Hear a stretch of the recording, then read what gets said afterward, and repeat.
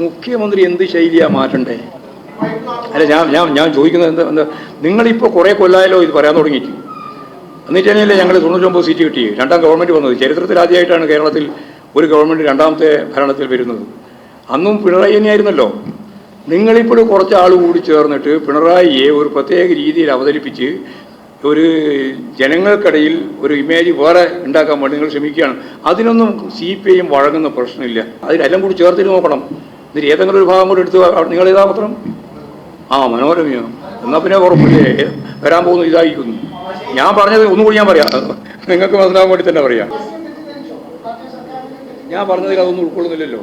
ഇപ്പോഴും 33.35% vote 3.5% vote CPM കിട്ടിയിട്ടുണ്ടല്ലോ. അതുകൊണ്ട് നിങ്ങൾ ആ രീതിയിലുള്ള ചോദ്യത്തിനൊന്നും പ്രസക്തിയില്ല. എല്ലാം തിരിച്ച് പോയിരിക്കുകയാണെന്ന് തെറ്റിദ്ധാരണയൊന്നും വേണ്ട.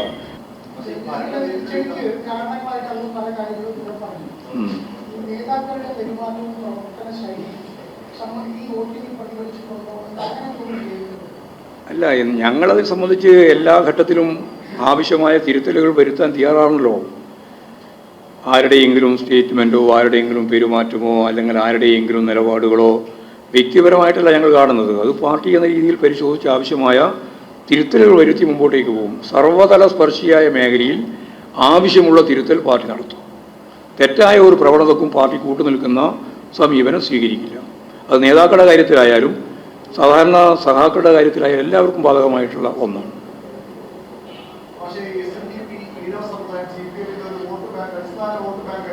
അല്ല, അങ്ങനെയല്ല അതിനെ കാണേണ്ടത്. അല്ലല്ല, എന്താ അറിയോ, അത് കേരളത്തിലെ ഏറ്റവും പിന്നണിയിൽ നിൽക്കുന്ന ഒരു ജനവിഭാഗമായിരുന്നു ഈ ഞങ്ങളുടെ എല്ലാ നാട്ടിൽ തീയാക്കടെ ഈഴവ. അവരാണ് ഇടതുപക്ഷ പ്രസ്ഥാനത്തിൻ്റെയും പുരോഗമന പ്രസ്ഥാനത്തിൻ്റെയും നട്ടെല്ലായി പ്രവർത്തിച്ചുകൊണ്ടിരുന്നത്. അവർ തന്നെയാണ് ഇപ്പോഴും പ്രവർത്തിച്ചുകൊണ്ടിരിക്കുന്നത്. എന്നാൽ അതിൽ ഞാൻ നേരത്തെ പറഞ്ഞ പോലെ വർഗീയ ധ്രുവീകരണത്തിലേക്കുള്ള നീക്കമാണ് ആരംഭിച്ചത്. അത് ശക്തിയായിട്ട് അതിനെ എതിർത്തുകൊണ്ട് തന്നെ നിലപാട് സ്വീകരിച്ച് മുമ്പോട്ടേക്ക് പോയാൽ അതിൽ വിള്ളലുണ്ടാക്കാനുള്ള ശ്രമത്തെ നമുക്ക് ഫലപ്രദമായിട്ട് പ്രതിരോധിക്കാൻ കഴിയുമെന്ന് തന്നെയാണ് പാർട്ടി കാണുന്നത്.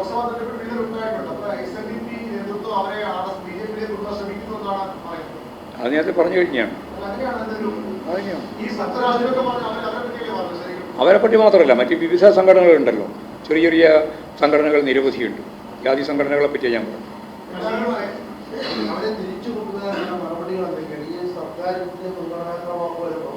അത് അന്നേരം പറയാം.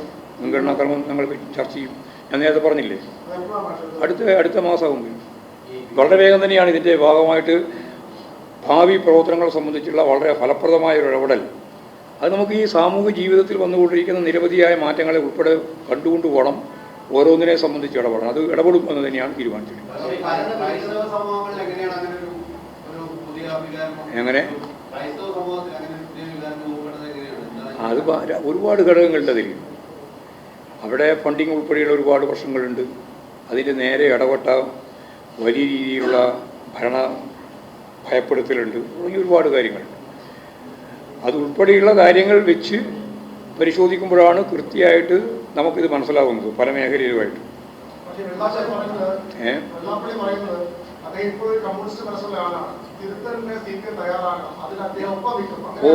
ഞങ്ങളിപ്പോഴും തിരുത്തലിന് വിധേയമായി പ്രവർത്തിച്ചുകൊണ്ടിരിക്കുകയല്ലേ.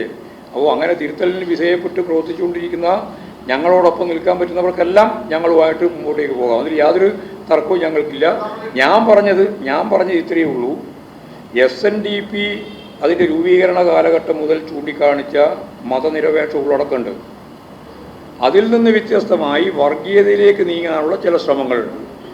ആ ശ്രമങ്ങളെ ഫലപ്രദമായിട്ട് കണ്ടുകൊണ്ടുപോകണം നമുക്ക് മുന്നോട്ട് പോകാം. അതാണ് പറഞ്ഞത്. അല്ല, പെട്ടെന്നൊരു പരിവർത്തനമൊന്നും ഉണ്ടായില്ല. ഇതെല്ലാം എന്ന് പറഞ്ഞാൽ കുറേ കൊല്ലമായിട്ട് ഇങ്ങനെ തുടർന്ന ഒരു പ്രക്രിയയുടെ ഭാഗമാണ്. അതാണ് ഞാൻ നേരത്തെ പറഞ്ഞത്. പതിറ്റാണ്ടുകളായിട്ട് BDJS-ഉമായിട്ട് ബന്ധപ്പെട്ട് വെള്ളാപ്പള്ളി നടേശൻ്റെ തന്നെ മകൻ, ഇപ്പോഴാണെങ്കിൽ അവരുടെ ഭാര്യ, ഇവരെല്ലാം മെല്ലെ മെല്ലെ RSS വൽക്കരിക്കുന്നതിന് വേണ്ടി നടത്തിയിട്ടുള്ള പ്രവർത്തനങ്ങൾ പുറത്തു വന്നിട്ടുണ്ട്. അങ്ങനെ ഓരോ മേഖലയിലും, എല്ലാ മേഖലയും ഒരുപോലെയല്ല, കേരളത്തിലുടനീളം ഒരുപോലെയല്ല, വിവിധ മേഖലയിൽ ഉണ്ടായിട്ടുണ്ട്. അതാത് മേഖലയിൽ വളരെ ഫലപ്രദമായി ഇടപെട്ട് മുമ്പോട്ടേക്ക് പോകണം തന്നെയാണ് കാണുന്നത്.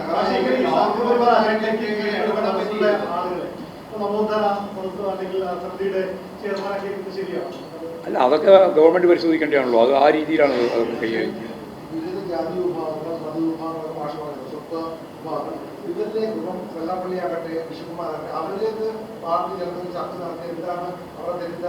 അല്ല, അവരുടെ അവരുടെ നേതൃത്വത്തിലുള്ള തെറ്റിദ്ധാരണയല്ല, ജനങ്ങളുടെ തെറ്റിദ്ധാരണയാണല്ലോ മാറ്റേണ്ടത്. അവർക്കെല്ലാം ധാരണയുണ്ട്. തെറ്റിദ്ധാരണ ഈ സാധാരണ ജനങ്ങൾക്കാണ്. അവരുടെ തെറ്റിദ്ധാരണ മാറ്റുന്നതിന് വേണ്ടിയുള്ള ഇടപെടൽ. ഞാൻ പറഞ്ഞതിൽ അതൊന്നും ഉൾക്കൊള്ളുന്നില്ലല്ലോ. ഇപ്പോഴും 33.35% വോട്ട് 3.5% വോട്ട് CPM കിട്ടിയിട്ടുണ്ടല്ലോ. അതുകൊണ്ട് നിങ്ങൾ ആ രീതിയിലുള്ള ചോദ്യത്തിനൊന്നും പ്രസക്തിയില്ല. എല്ലാം തിരിച്ച് പോയിരിക്കുകയാണെന്നുള്ള തെറ്റിദ്ധാരണയൊന്നും വേണ്ട.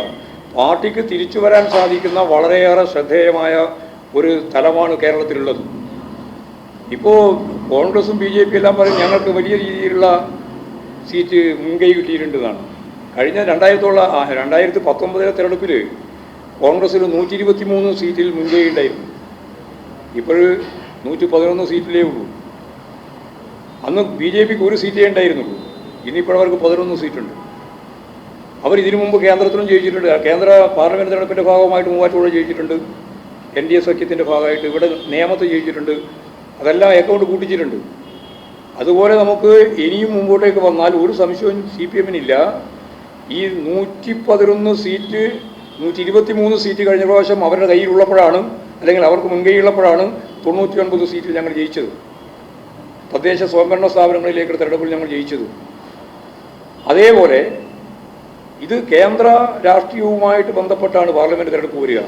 അതിൽ നിന്ന് തികച്ചും വ്യത്യസ്തമായ ഒരു ഇക്വേഷനാണ് തദ്ദേശ സ്വയംഭരണ സ്ഥാപനങ്ങളിലും പാർലമെൻറ്റ് അസംബ്ലി തെരഞ്ഞെടുപ്പിലൊക്കെ വരുന്നത്. അത് നല്ല ജാഗ്രതയോടുകൂടി പ്രവർത്തിച്ചാൽ അതിൻ്റെ എല്ലാം അടിത്തറ വിപുലപ്പെടുത്തിക്കൊണ്ട് നമുക്ക് ശക്തിയായിട്ട് മുന്നോട്ടേക്ക് വരാൻ കഴിയും, തിരിച്ചു വരാൻ കഴിയുമെന്നുള്ള കാര്യത്തിൽ യാതൊരു സംശയവും CPM-ന്.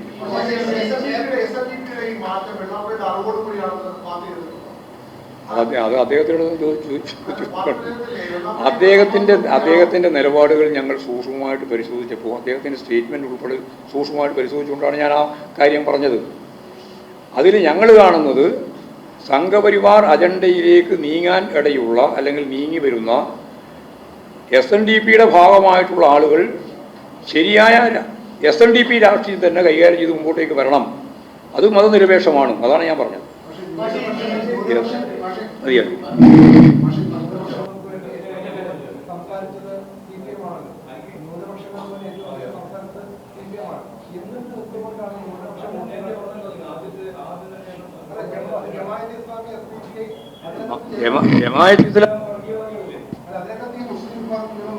അല്ല, അത് നിങ്ങൾ കാണേണ്ടത് ഞാൻ നേരത്തെ പറഞ്ഞ ഭാഗം ഒഴിവാക്കണ്ട. അതിലെല്ലാം കൂടി ചേർത്തിട്ട് നോക്കണം. ഇതിൽ ഏതെങ്കിലും ഒരു ഭാഗം കൂടി എടുത്ത് നിങ്ങൾ ഏതാ മാത്രം മനോരമയോ എന്നാൽ പിന്നെ ഉറപ്പില്ലേ വരാൻ പോകുന്നു ഇതായിരിക്കുന്നു. ഞാൻ പറഞ്ഞത് ഒന്നുകൂടി ഞാൻ പറയാം, നിങ്ങൾക്ക് മനസ്സിലാകാൻ വേണ്ടി തന്നെ പറയാം.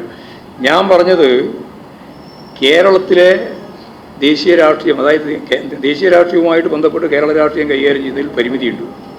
ആ പരിമിതിയായി ഞാൻ പറഞ്ഞത് ഇന്ത്യ എന്ന കൂട്ടുകെട്ടിൻ്റെ മുൻപന്തിയിൽ നിൽക്കുന്നത് കോൺഗ്രസ്സാണ്. ഞങ്ങൾ നിർത്തിയ സീറ്റിൻ്റെ തന്നെ എണ്ണം കുറവാണല്ലോ. അപ്പോൾ ദേശീയ അടിസ്ഥാനത്തിൽ ഒരു ഗവൺമെൻറ് രൂപീകരണവുമായിട്ട് ബന്ധപ്പെട്ട് ഞങ്ങൾ ഉന്നയിച്ച മുദ്രാവാക്യം BJP-യെ താഴെ ഇറക്കുക എന്നുള്ള മുദ്രാവാക്യം ഫലപ്രദമായിട്ട് ചെയ്യാൻ സാധിക്കുക നിങ്ങളെക്കാളും കൂടുതൽ കോൺഗ്രസ്സിനാണല്ലോ എന്ന ചിന്തയാണ് ഞാൻ പറഞ്ഞത്. അതുകൊണ്ട് വേറെ വ്യാഖ്യാനം വേണ്ട കേട്ടോ.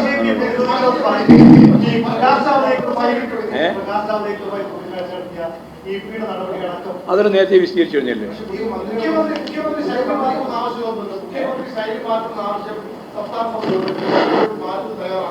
മുഖ്യമന്ത്രി എന്ത് ശൈലിയാണ് മാറ്റണ്ടേ? അല്ല, ഞാൻ ചോദിക്കുന്നത് എന്താ, നിങ്ങളിപ്പോൾ കുറേ കൊല്ലായാലോ ഇത് പറയാൻ തുടങ്ങിയിട്ട്. എന്നിട്ട് തന്നെയല്ലേ ഞങ്ങൾ 99 സീറ്റ് കിട്ടി രണ്ടാം ഗവൺമെൻറ് വന്നത്. ചരിത്രത്തിൽ ആദ്യമായിട്ടാണ് കേരളത്തിൽ ഒരു ഗവൺമെൻറ് രണ്ടാമത്തെ ഭരണത്തിൽ വരുന്നത്. അന്നും പിണറായി തന്നെയായിരുന്നല്ലോ. നിങ്ങളിപ്പോൾ കുറച്ച് ആൾ കൂടി ചേർന്നിട്ട് പിണറായിയെ ഒരു പ്രത്യേക രീതിയിൽ അവതരിപ്പിച്ച് ഒരു ജനങ്ങൾക്കിടയിൽ ഒരു ഇമേജ് വേറെ ഉണ്ടാക്കാൻ വേണ്ടി നിങ്ങൾ ശ്രമിക്കുകയാണ്. അതിനൊന്നും CPI വഴങ്ങുന്ന പ്രശ്നമില്ല. വെറുതെ ആവശ്യമില്ലാത്ത രീതിയിൽ അമ്മാതിരി ചർച്ചയിലേക്ക് പോകേണ്ട കാര്യമില്ല കേട്ടോ. ഇതേ ഒരു ശൈലി എന്ന് പറയുന്നത് എങ്ങനെയാണ് ഒരു ദിവസം കൊണ്ട് ഉണ്ടാകുന്നയാ? അപ്പോൾ നാളത്തെ പത്രത്തിലെ പ്രധാനപ്പെട്ട ഹെഡിങ് അതായിരിക്കും ഇതേ ശൈലി തുടരും എന്ന് MP പോകുന്നത്. അത് പറയാൻ വേണ്ടിയിട്ടാണോ? എന്നാൽ അങ്ങനെ ആക്കിയാൽ മതി. പോലീസിൻ്റെ ഉൾപ്പെടെയുള്ള എല്ലാ കാര്യങ്ങളെ സംബന്ധിച്ചും ഞാൻ നേരത്തെ പറഞ്ഞതുപോലെ പരിശോധിച്ച് ആവശ്യമായ ക്രമീകരണം വരുത്തി മുൻഗണന തീരുമാനിച്ച് ഞങ്ങളുടെ ഭാവി പരിപാടികൾ പൂർണ്ണമായിട്ടും ചർച്ച ചെയ്ത് തീരുമാനിക്കുമ്പോൾ അതെല്ലാം പൂർണ്ണമായിട്ട് കൈകാര്യം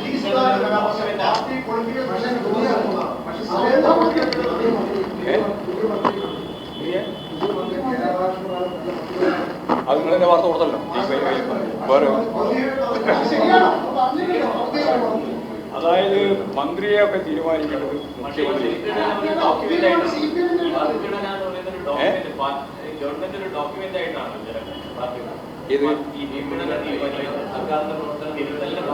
ഗവൺമെന്റ് അല്ല, ഞങ്ങൾ ചർച്ച ചെയ്ത് ആവശ്യമായ നിലപാട് സ്വീകരിക്കും. ഗവൺമെന്റിന്റെ രാഷ്ട്രീയ നേതൃത്വവുമായി പ്രവർത്തിക്കുന്ന ഇടതുപക്ഷ ജനാധിപത്യ മുന്നണിയാണല്ലോ. അതിൽ പാർട്ടി CPIയും പ്രധാനപ്പെട്ട ഘടകമാണ്. അത് സംബന്ധിച്ച് ആവശ്യമായ നിലപാട് സ്വീകരിക്കുന്നതാണ് ഞാൻ. അതൊക്കെ മുഖ്യമന്ത്രി തന്നെ പറയുന്നതാണ്. കാരണം യഥാർത്ഥത്തിൽ നിങ്ങൾക്ക് കിട്ടിയെന്ന് പറഞ്ഞു